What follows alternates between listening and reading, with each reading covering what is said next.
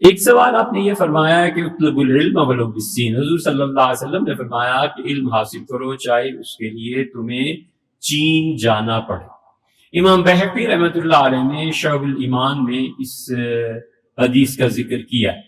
اسی طرح خطیب بغدادی بھی ایک جگہ لے آئے ہیں، لیکن اکابر محدثین نے اس حدیث کا انکار کیا، خاص طور پر ابن حبان رحمۃ اللہ علیہ نے اور ابن جوزی رحمۃ اللہ علیہ نے، انہوں نے صاف اسے کہا ہے کہ یہ حدیث ٹھیک نہیں ہے، یہ حدیث ہے ہی نہیں سرے سے۔ حتیٰ کہ ابن جوزی نے موضوعات میں لکھا ہے کہ لا یصح عن رسول اللہ صلی اللہ علیہ وسلم، حضور اقدس صلی اللہ علیہ وسلم سے یہ الفاظ ثابت ہی نہیں ہیں۔